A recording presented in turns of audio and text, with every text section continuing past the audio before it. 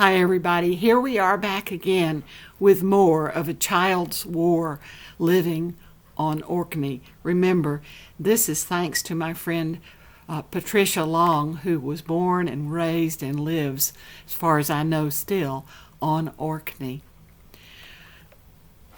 Their pass to the Garrison Theater seems very small recompense, but the gratitude of well-fed young men and women far from home probably meant more. Mom remembers an officer coming into the shop looking for her mother in her capacity as president of the WVS to ask what provisions were being made for the servicemen's comfort when we froze up for the winter. She asked him where he came from, and when he named somewhere fairly far south in England, she assured him he'd see more frost there than he would in Orkney. When snow did fall in Orkney, what snow did fall in Orkney was made good use of by the children, and Hellyhole and the Crescent were full of sleds. The Crescent, called Springfield Crescent on the road signs, links the back road just below St. Peter's to the top of the Kirk Road at the community center on Orkney. The sledging run actually began on the back road, a little below where the mini roundabout is now, followed the road as it curved left, and then turned hard right into the Crescent. The run usually ended somewhere on the Crescent, but when the conditions were right, Mum and her brother Walter turned right again, over the Wills back green to the top of the wide close, and then on down the wide close to Graham Place. Unfortunately, during the war, the signals camp was built below the St. Peter's Manse, where the home is now, and the canteen was on the other side of the back road. Unwilling to slither between the sledges, the Army laid a path of cinders to provide surer footing and to make the children start their run slightly lower down the hill. They sadly underestimated Orcadian ingenuity.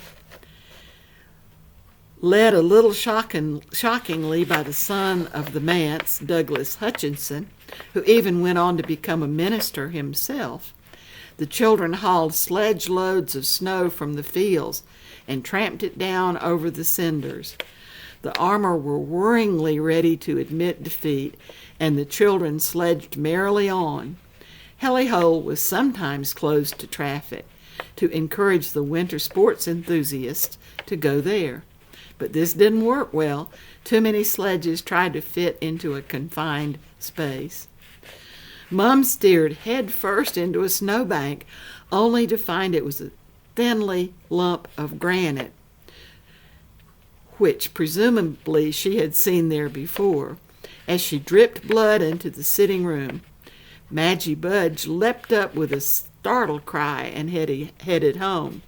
But Mum was an accident-prone youngster of 4, and her mother just sighed and went to phone the doctor and fetch the Cuticura ointment. There's a story about a maid who worked at the Braes Hotel, and she was making her way gingerly across Hellyhole when a sledge swept her feet from under her and carried her all the way to the bottom of the hill. Belly Gutzer was the inelegant but expressive term for lying face down on the sledge. Brothers Billy and Leslie Thompson were sledging down the road in this style when they met an Army lorry coming up. The boys put their heads down and emerged unscathed, but the driver took a long time to recover.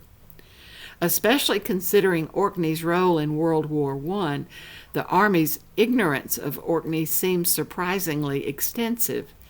One soldier swore to my grandparents that his platoon was told they were being sent there on exercise to a secret location where the natives might not be friendly to the British to the British cause, and were to be avoided.